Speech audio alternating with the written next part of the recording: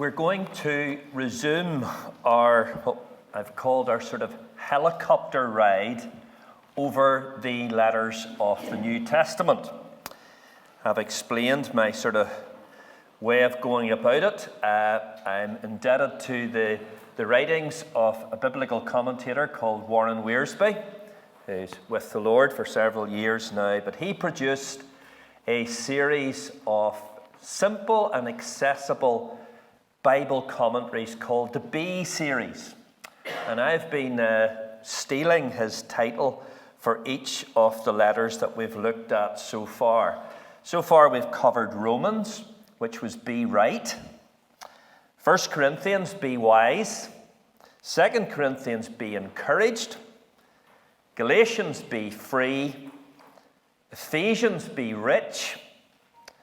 And Philippians, be joyful. And those titles really do capture the essence of the letter, the central message. So what we're going to do this morning is we're coming to Colossians. And the title that Wiersbe has given to it is Be Complete. Be Complete. Now, the other thing that I do is, in his commentary, he selects a key text, a key verse in the letter which really encapsulates the central message. And sometimes I think he got it right on, and at other times I dare to differ and suggest. And this morning is actually one of them. And it's quite surprising that he didn't go for this verse because it clearly informs the choice of title that he has for the letter. So if you would turn to Colossians, Paul's letter to the Colossians, you will find what I think is the key verse, and it's actually a key verse and a bit, in chapter 2, verse 9 and 10. This is what Paul writes. For in Christ all the fullness of the deity lives in bodily form, and in Christ you have been brought to fullness. Some of the older versions will just say, and in Christ you are complete. You lack nothing. You have everything. Now, if that's the verse that I'm choosing, what was it that Brother Wiersbe chose as the central message? And I get it. Go to chapter 1, verse 18, which comes in that passage that's called the Christ hymn in the letter. He says in verse 18, speaking about the Lord Jesus, and he is the head of the body, the church. He is the beginning and the firstborn from among the dead, so that in everything he might have the supremacy. Now, let's reach a compromise. Let's take Brother Wiersbe's key text and take my key text, because if you put those two verses together, you get what Colossians is all about. The supremacy and the sufficiency of Jesus Christ.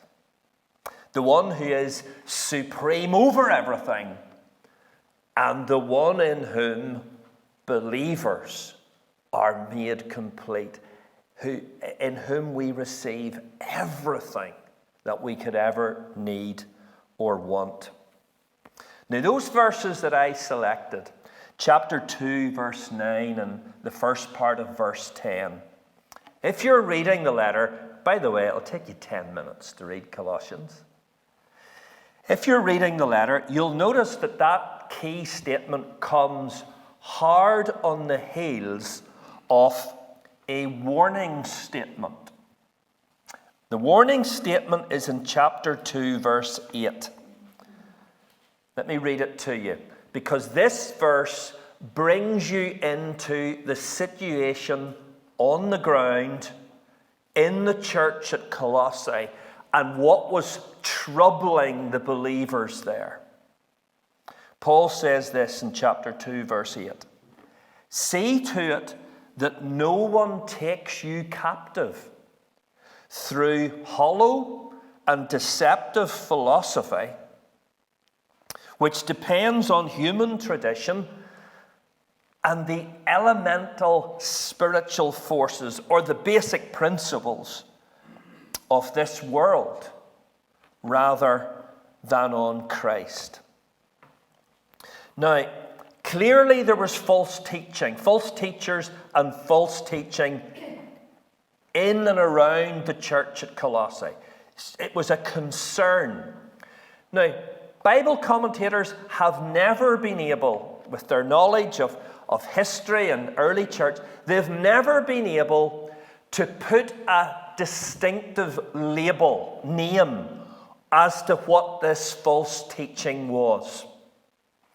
But through reading the letter, you can see scattered about hints of what went into this false teaching, what it was that the guys were actually trying to draw the believers away with.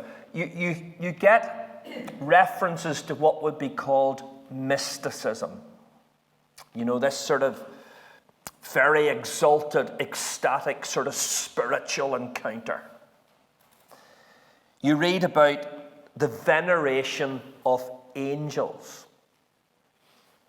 2,000 years ago, there's nothing new under the sun. You read about receiving visions that angels are instrumental in uncovering things that you couldn't possibly know. That's another strand in this superior knowledge that these false teachers can bring you into, that you Christians haven't got. There are several references in the letter to, again, another term, asceticism. This sort of strict handling of your body. You'll get references to specific dietary rules. You know, don't be touching that, don't taste that, don't. Fasting is referred to as well, which is also part of sort of coming into these ecstatic visions. Observance of certain days, new moons, feast days, Sabbaths. You see, whilst the commentators haven't been able to look at church history and go, oh, that is called such and such.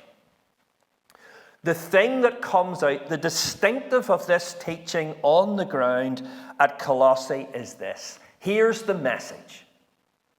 What you believers in Christ have is not enough. That's basically it. It needs supplemented. Notice they didn't say, turn away from Christ. That would have been too full frontal attack. Believers would have, they wouldn't entertain that at all. Your Christ, that's dead on. That's your entry level stuff. Great. But whoa.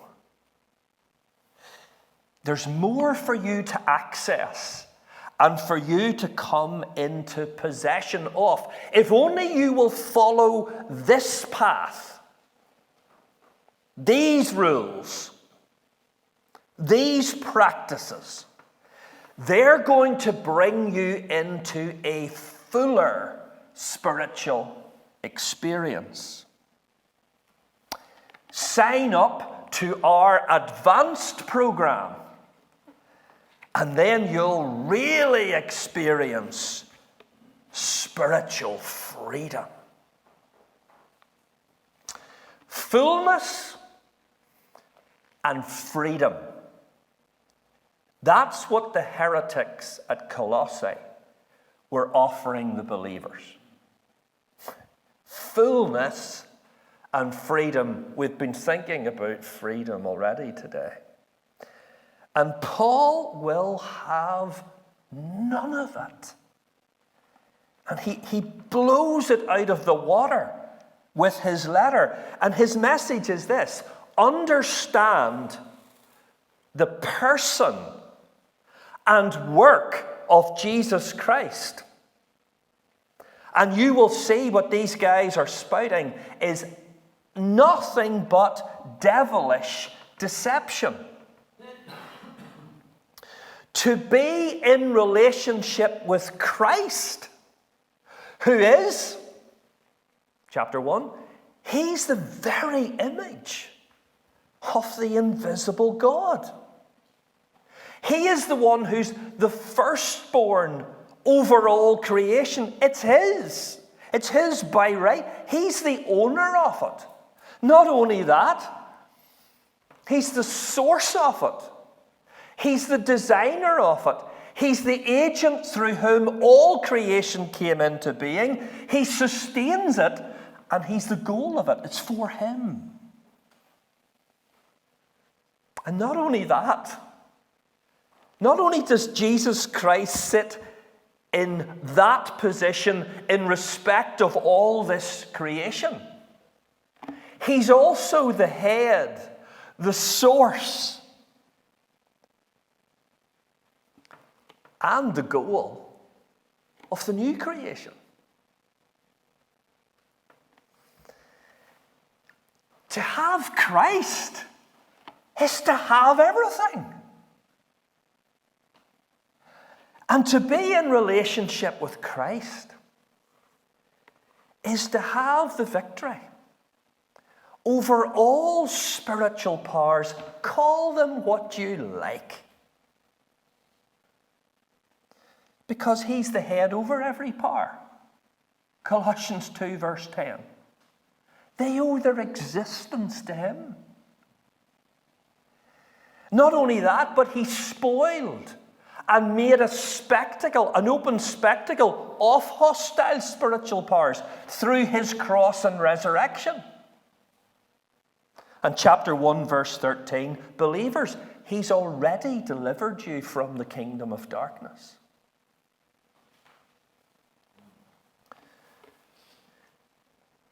What has anyone got to offer you if you've got Christ? If you think there's something there, you don't know who Christ is. And you don't understand what he's done and what he's brought you into.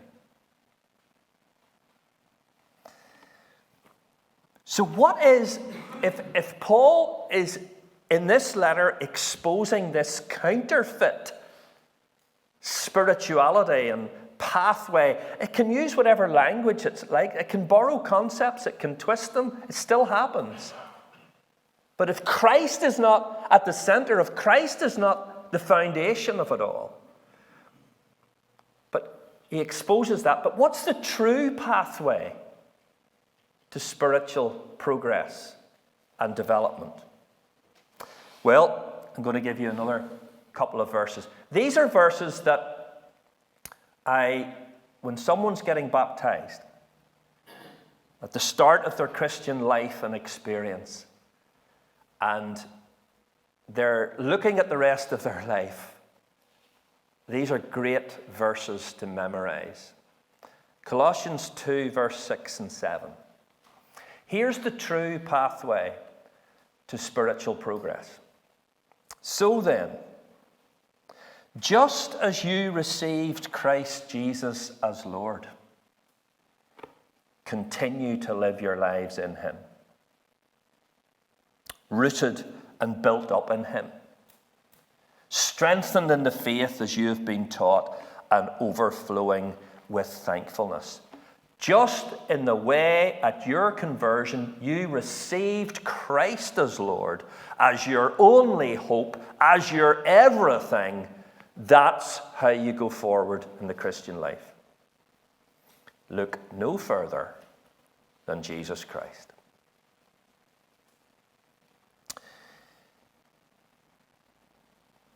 Beware of the lure of spiritual shortcuts, brothers and sisters.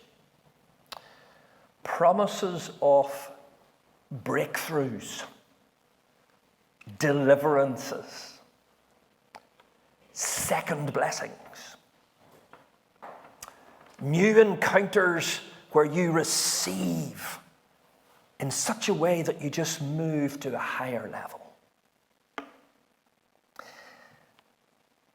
Paul thinks that in your relationship with Jesus Christ, you already have everything that you need to make spiritual progress. All the resources are present the moment you receive Christ. You do not need to look anywhere else. But how does it happen? How does it happen then if we have, through being in relationship with Christ, if we are complete in Him, how is it that we move forward and actually grow and develop in our life in this world? How is it that real change comes into our lives? Well, the answer that Paul gives in Colossians to that is the answer that is given everywhere else in the New Testament. Let me show you the hinge passage in the letter. I love a good hinge passage, where Paul moves from, he's been mapping out what it is to be in relationship with Christ, and then he turns and he goes, right, how does this truth actually impact you? How does it produce change in us? Colossians 3, let's read the first 4 verses, noting the first phrase then in verse 5. Since then, you have been raised with Christ. Set your hearts on things above, where Christ is, seated at the right hand of God. Set your minds on things above, not on earthly things, for you died, and your life is now hidden with Christ in God. When Christ, who is your life, appears, then you will also appear with Him in glory. What Paul is saying is this: realize the basis of your life with Christ. What you are in Him. The old you is dead. You've been raised already. Your life is hidden with Christ in God. So get your heart fixed on that. Get your mind fixed on that reality. And verse 5, put to death, therefore, whatever belongs to your earthly nature. And so he will continue for the next chapter and a half, saying, look, put off the old you. Put to death the old you. Put on the new you in Christ. Lay hold with your heart and mind what it is to be alive in relationship with Jesus Christ. No shortcuts. No zap. No secret techniques. No elusive key to higher knowledge. No avoiding the cost of real, steady, ongoing change. I don't know how many people I have spoken to over the years who have looked for some sort of breakthrough. And they've gone to somebody and they've talked to somebody.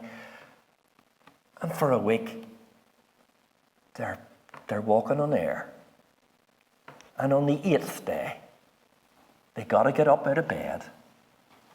And they've got to realize that their life is secure with Christ and God. And they just got to put the truth to work. Beware the shortcuts.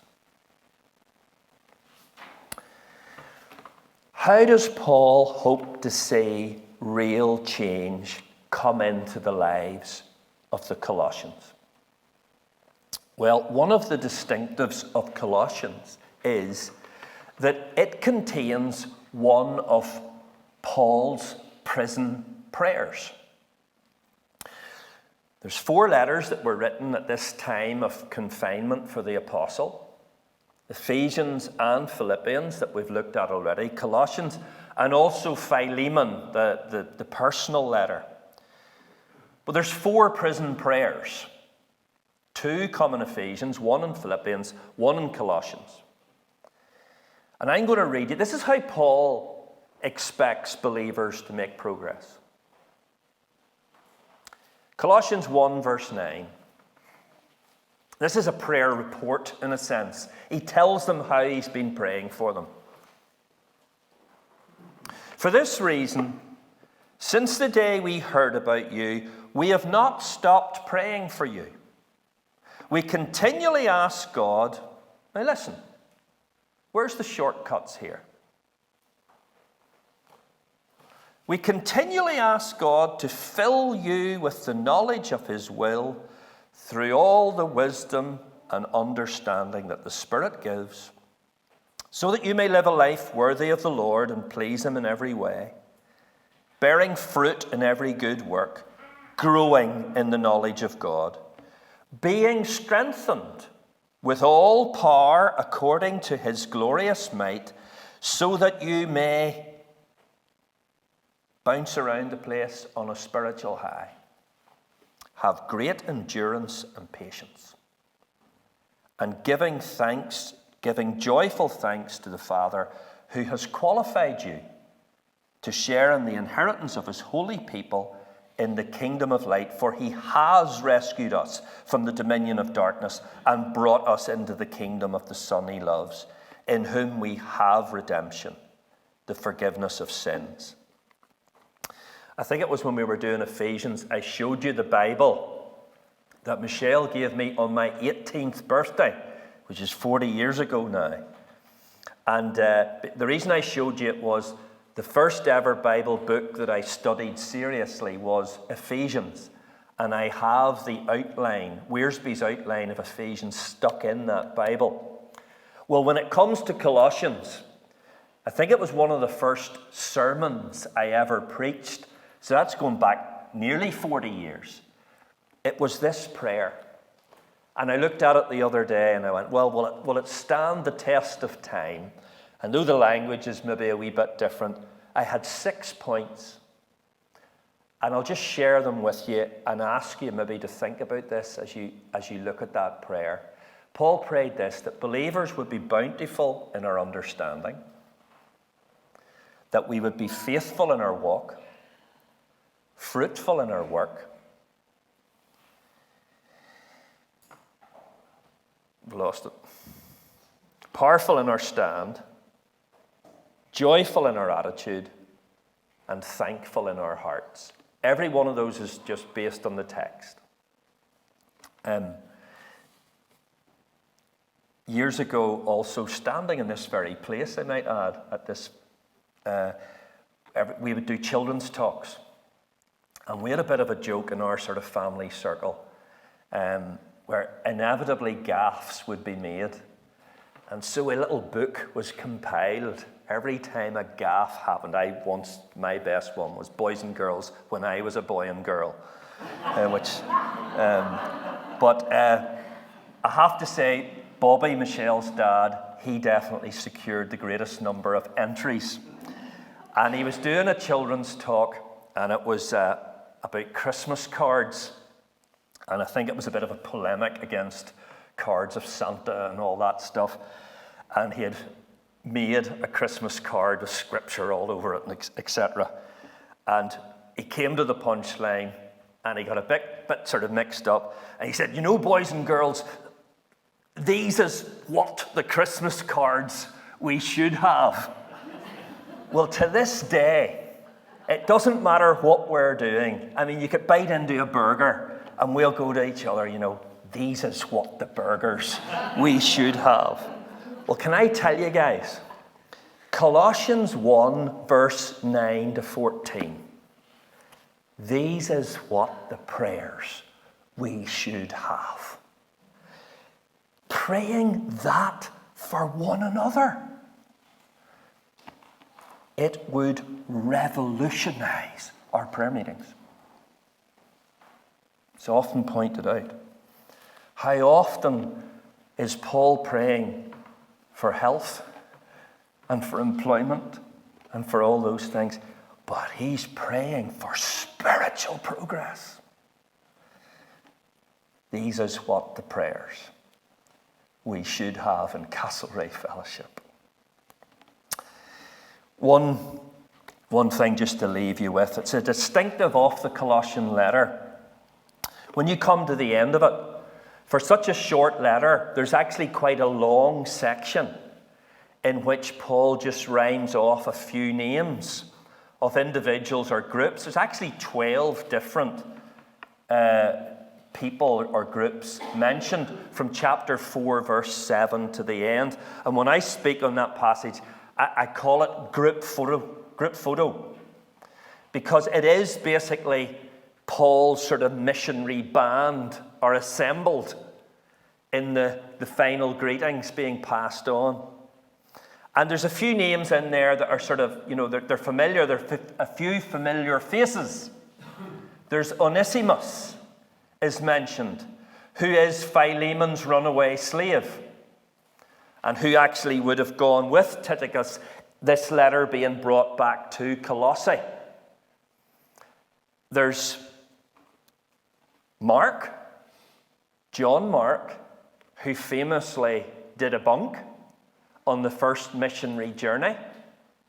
And here he is years later, and he's back with the team. There's Luke, and it's only because we have this reference that we know that Luke was a medical doctor, and I'm sure he had his work cut out. That would be like being Nigel's personal physician. Think of all that Paul went through. It would be a fraction of what Nigel has encountered. But there's some other names that we wouldn't be so familiar with. I just mentioned in there Tychicus. He's the messenger of several of Paul's letters. What a debt we owe that man. The hundreds of miles he travelled. Aristarchus. You've maybe not even heard that name before. Get a concordance and put his name in. A faithful companion of the Apostle Paul on so many of his journeys. I look forward to meeting him. Jesus Justus. Do you know what we know about Jesus Justus? Absolutely nothing other than the fact that his name is in the Scriptures as a companion of Paul. He'll have a story to tell us. But there's one name, there's one face on that group photo that when I see it in my mind, the hairs go up on my arm. Demas. Demas. Philemon is a companion letter. They went together. Paul calls Demas in Philemon my fellow worker. Fellow worker. But when we come to Paul's final letter in 2 Timothy chapter 4, verse 9 and 10, Demas pops up again. Paul writes to Timothy, do your best to come to me quickly. For Demas, because he loved this world, has deserted me and has gone to Thessalonica. Just think about that. Think how close to the flame of God working Demas was. Think of what he saw God do in Christ. And yet, there was something in this world that captured his heart. And he deserted Paul to go and pursue that.